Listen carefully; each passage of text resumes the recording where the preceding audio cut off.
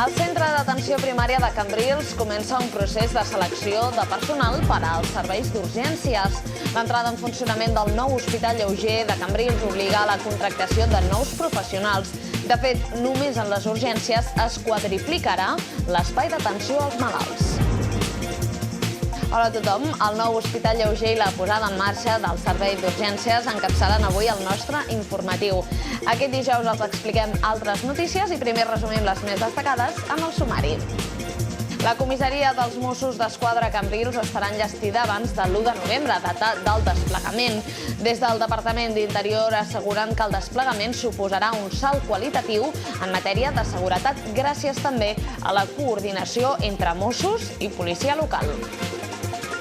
La companyia Enagás estudia la construcció d'un dipòsit subterrani a Reus. Des de la capital del Baix Camp i des dels municipis del voltant, com és el cas de Cambrils, ja han mostrat la seva oposició a aquest projecte empresarial. Crida del futbol Cambrils a l'afició perquè pugin a veure el partit que jugarà aquest diumenge contra l'Horta. Els cambrilencs es juguen la permanència i necessiten el suport dels seus aficionats, que podran entrar al camp gratuïtament.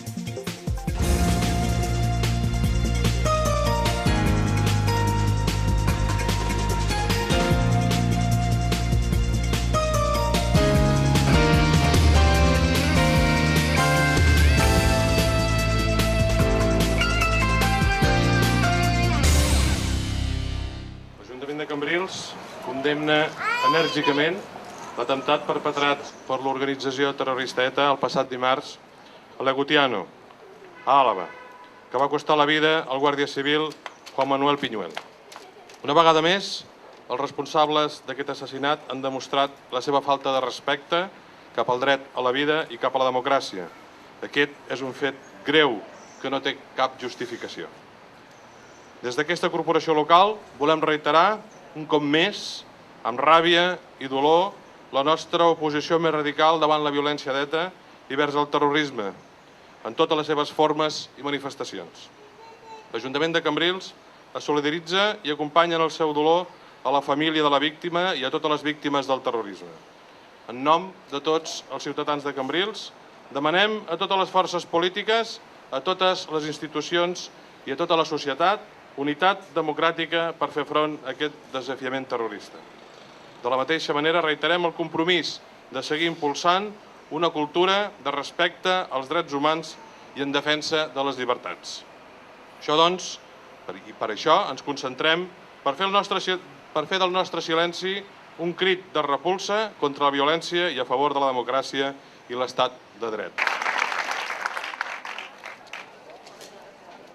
El minut de silenci convocat aquest migdia a l'Ajuntament de Cambrils encapçala el nostre informatiu, però l'actualitat local també passa per altres qüestions. Per exemple, el Centre d'Atenció Primària de Cambrils obre el procés de selecció de nous professionals.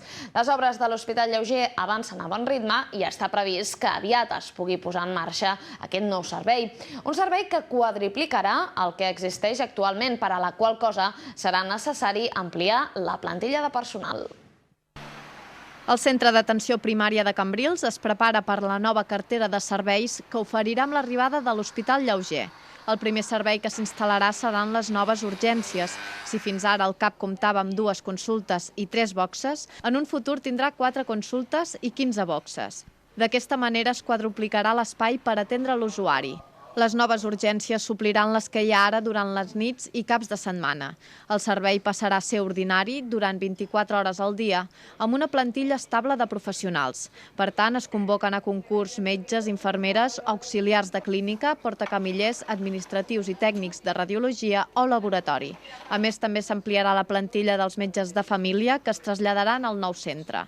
Les urgències comptaran, a més, amb una sala diferenciada de guixos per casos de fractures, una sala de cures i una altra de tractaments. Un nou espai on també es podran fer analítiques de sang urgents i analitzar els elements com el sucre, la funció renal o hepàtica. Unes anàlisis que fins ara s'havien d'enviar a Reus i Tarragona i esperar els resultats. Es pretén, doncs, que el servei d'urgències pugui donar resposta ràpida al 80% dels problemes que entrin, ja que es podran fer radiologies i analítiques bàsiques. Un altre de les avantatges del nou hospital és que el metge d'urgències disposarà de la història clínica del pacient. Nosaltres estem amb moltes ganes i molta il·lusió. Primer perquè pensem que millorarem la qualitat del servei que donem molt, perquè ara estem, i tothom ho sap, amb manca d'espais físics i amb manca de recursos, també humans, perquè no cabem més. O sigui, si ara tinguéssim 3 metges més, no tenim cap espai físic on ubicar-los. Tenim tot ocupat des de les 8 del matí a les 9 de la nit.